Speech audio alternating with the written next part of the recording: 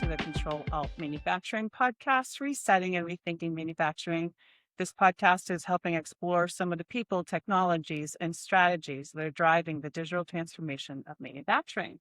Today, we're coming to you live from the CSIA Conference in Baltimore, and I'm very excited to have a guest sitting in the room with me, Daren Dieleman, Vice President of Business Development at Interstates and Chair of the CSIA Board of Directors. Daren, welcome. Stephanie, it's great to be here. It's great to be in Baltimore. Great to be at the CSIA Conference again this year. Really excited about the opportunity to network, collaborate, and talk to you all today. I'm so excited to be here. And I just want to say that my co-host, Gary Cohen, is here in the room with us, but I am doing the interview today, so lucky me. So, Daren, I just want to introduce you really quickly. He's been with Interstates for 14 years and has spent most of that time leading the industrial automation business. He's also driving company strategy and partnerships. Before joining Interstates, Daren served in a variety of manufacturing operations roles. So he's got a lot of knowledge to share. So let's start here with the first question. All right. You helped kick off the conference with the welcome and the update to the membership. What are the biggest messages you want members to hear this year? Yeah, I think, thanks for that question, Stephanie. So as a board, the landscape of system integration companies has really been changing quite a bit, especially since COVID. What I want people to hear and understand that as a board and the staff and the association management firm, we're really doubling down and focused on member engagement, member retention, member value. I think that hopefully came across this morning in the opening. So that means looking at all the different programs and things that we offer, making sure basically everything we do is centered and points towards the mission of CSIA and making help our member companies run better businesses. So that's really what I want to hear. I don't have these big reveal of 3 or 5 or 7 new programs. We understand there's value in collaboration. Peer groups and networking and all those other things are really important. The special interest groups, we know there's a lot of side meetings going on here at the conference this week. So we understand the importance of that, of those. And so really going to be leaning into and listening to members over the next year, especially. And we're adding a new role, which we're excited about, to focus on member engagement. And so when you talk about listening to your members, you're balancing the leadership at Interstates with serving as chair of the CSIA board, which I mentioned. What are you hearing most often from integrators about the challenges they're facing right now? Yeah, so a great question again. So people challenges are kind of constant for, especially coming out of the COVID period. It was a highly competitive environment for people. I think it still is. I think leadership as well is going to be a critical piece. And then, navigating the change of, AI and what is going to be the impact on AI on the type of work that we're all doing as system integrators. What's the impact to manufacturers? We know integrators in many cases are in those conversations with manufacturers. So just those to me are 2 things right off the top, the people challenge, which is kind of an age-old thing, and then the more recent thing with AI, and there'll be other emerging technologies certainly down the road as well. So the challenges that you mentioned, Daren, from your vantage point, does that also represent the biggest shifts that are happening in system integration today? That's, yeah. The only thing I might add, I think what we see is a lot of, there's a lot of consolidation in the industry as well. There's a lot of system integration firms that have been around since the late 80s and 90s. There's owners that are transitioning into retirement. And so you kind of have some of that going on as well. So and we see that at the conference in, the demographics of those registrations. If you go back even pre-COVID, it was a lot of owners and founders. And now we have a lot of junior leaders moving up into senior leadership roles, some even now taking over as CEOs and potential owners. We see that transitioning happening quite a bit as well. So that's one thing that I would say is maybe new or different besides just the technology piece. And I've said that I say this a lot. It's a really exciting time in the world to be doing what we're doing. So our company does electrical construction, electrical manufacturing, as well as system integration, and just whether it's electrification for whatever reason, there's just a ton of opportunity. And I think that's drawn a ton of even outside of the industry interest into what our companies are doing. And so that all plays a factor as well. When you have outside investors, you have folks outside of industry looking to figure out how to get into this space as well. Do you want to talk a little bit about interstates and what your specialties are, or Yeah, I can touch on that just a little bit. I don't want to make this all about interstates necessarily. So our company was founded back in the 1950s. A guy named John A. Franken was selling TVs out of his basement when TVs in the home was starting to become a big deal. So entrepreneurial roots way back to then. Got into electrical contracting. I don't know the exact year, the late 60s or 70s. Started doing power engineering as clients were like, "Hey, can you design this as well as wire this?" Hired our first programmer, when you had relays, logic and stuff back in the 80s, officially incorporated the system integration business unit in 1996, got involved with CSIA shortly thereafter. We'd been certified with CSIA 8 times now. I think our first certification was in 2000 or 2001. We're preparing for another audit with CSIA later this year. So we've kind of been on this journey as an industrial service provider. And now more recently have expanded into industrial manufacturing with like skids, modular units, e-houses. We've been doing panel construction. We've really expanded that as well. And then got into more, I'll say, advanced things on the technology side, like cybersecurity, data and analytics, and obviously are, in addition to industrial automation that are, we're playing around with and doing a lot with AI, like probably many people are. So. sure. Speaking of AI and navigating change, what impact has AI had on system integrators' ability to do their jobs? Um, I'd say at this point, not a tremendously material impact, if to be really honest. I think there are different industries that are adopting and will adopt at different rates. We know that it's a topic for almost every system integrator. It's a topic for many industries. It's a topic for many of our clients. People are really, I think, experimenting with AI most from what we're hearing and seeing internally. Well, how do I use it to make my processes more efficient? We're doing the same. We're looking at the same. But yeah, it hasn't necessarily shifted fundamentally the way we work, although there are certain areas, whether it's contract reviews or proposal development or marketing materials, there are ways that we've seen our work shift a little bit with AI, but it's not like we've stopped programming PLCs and those sorts of things. But that's as we figure out, Matt Wise in his, to reference his session even earlier today, talked about leading edge, fast follower, or getting run over by the change curve. This is an area I think as system integrators, we got to really pay attention to make sure we're not so lagging in adopting AI in X, Y, and Z use cases that we get run over by that when it comes.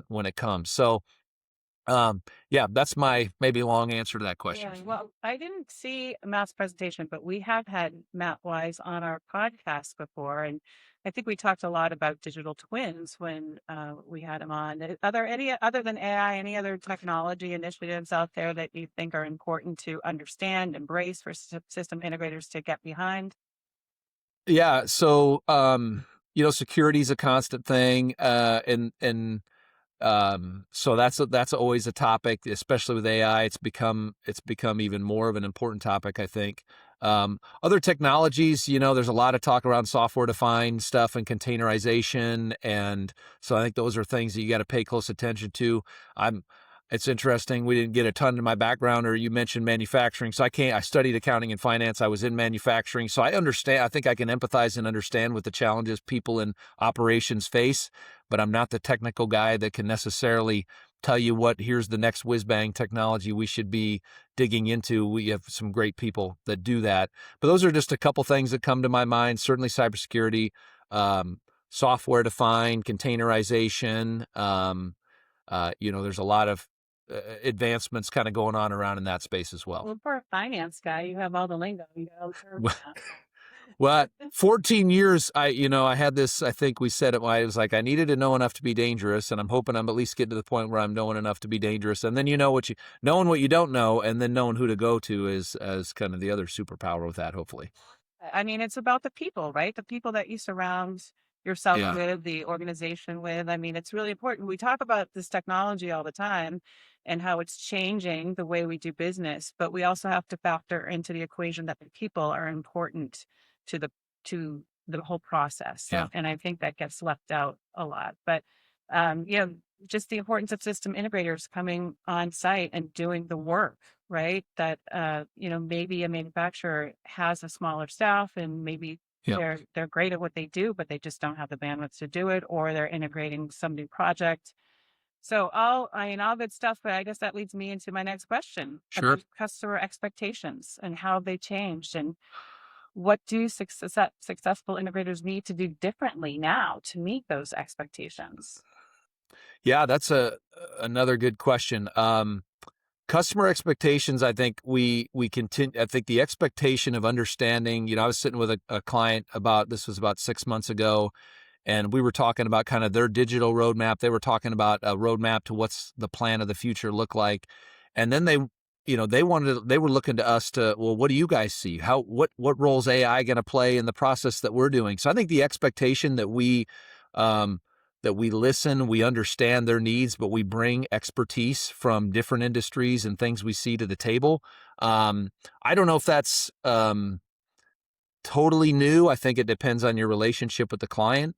Some relationships with clients can be transactional, and then certainly like our company and many other companies, your goal is to be where you're really plugged in and you're doing things ongoing and you're able to do strategic planning. So when you're proposing on work or whatever that looks like, it's not this transactional hand a scope of work and hand a bid number back.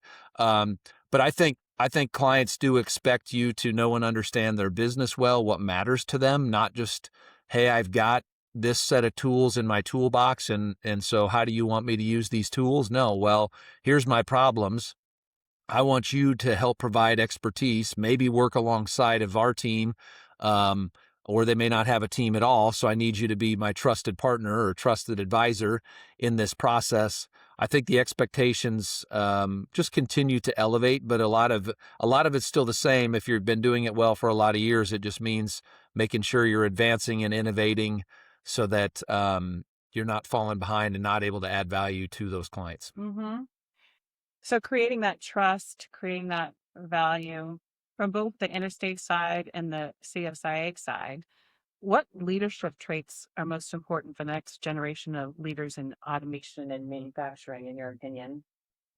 Yeah, most important leadership traits. Well, I this is more probably macro level than maybe specific to system integration. I think humility is one of the most important leadership traits one can have, um, especially in this industry when there is so much going on, and we've got a lot of very smart people. Being willing to come to a conference like the CSIA conference, even if you're doing a lot of things great, not just assuming you've got everything figured out. Um, Humility to know and understand there might be a better way and being open to that. So I think that's really important in leadership. I think empathy, understanding, listening skills.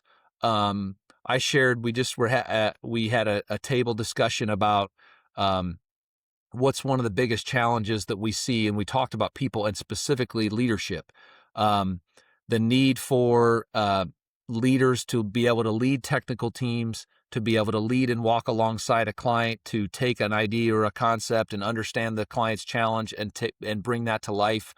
I think, yeah, listening, humility, the ability to understand and articulate, connect with and lead people, connect with different generations of people. We've got, different generations entering the workforce now than my generation, and there's the generations before work differently. So I think those are all important leadership traits that those leading in this industry need to have and probably beyond. Yeah, I mean, it goes back to the people skills, right? I Yeah. mean, we talk a lot about workforce shortage, skills shortage, but we also have to get back to the basics Hmm. of listening and humility, and all those things you noted. Yeah. So, Dara, as chair of the CSIA board, what do you hope attendees leave this conference understanding or doing differently? Um, I hope attendees leave here feeling like they left with one or two or three or 10 ideas that they didn't have, and that this becomes an indispensable part of their year. Coming to the CSIA conference, that this is a valuable event. And certainly I want people to make great personal connections, and I know that's happened. It's become almost like a big family, if you will, for a lot of people that have been involved at CSIA over the years. So I want the leaders and those that are here to walk away from this conference feeling like they have a place, they've got a community that they can go to. Maybe they can even bring that back and engage some other leaders at their company in the CSIA in different ways, whether that's a committee or a special interest group or at the conference next year. That's what I want. Yep. There's a lot of energy here. I'll tell you that. It's Yeah. great. The welcome party was great. The sessions have been wonderful, and we're enjoying ourselves. We're so happy that we were invited to record our podcast live here. So Darren, I just want to say thank you for sitting down with us today on the Ctrl+Alt Manufacturing podcast. I don't know if there's anything else that you want to close with, but I think we've covered a lot of great stuff, and just making sure that people understand the importance of the CSIA conference and the organization itself. Yeah, I appreciate the time, and thanks for having me on. I think the last thing I'll leave you with is we again in our small group, when we were talking about the idea exchange hour, we talked about, or the question was around what's kind of the most important leadership trait, and I talked about having a growth mindset. That's a concept. It's a bit buzzwordy, but at the same time, I'm transitioning roles. I've been leading in system integration, and now going to be leading our business development team, which includes our construction group and our manufacturing group. You know, when's the last time you really stretched yourself to take on an assignment that might have been really uncomfortable? There's parts of this that are uncomfortable for me, but I know that anytime I've taken on and done something that is different, that is stretching, I've ultimately been better for it. Now, I may learn some things that I need to do differently, but that's the last thing I'd kind of note and kind of challenge everybody listening to. Great advice. Well, thank you again. Just a reminder to our listeners, you can find this podcast on Control Engineering or anywhere you like to listen. Thanks, everyone, for joining us today. Thank you, Daren, for sitting down with me. I'm Stephanie Neal, signing off from Baltimore. Have a good day. Thanks, Stephanie.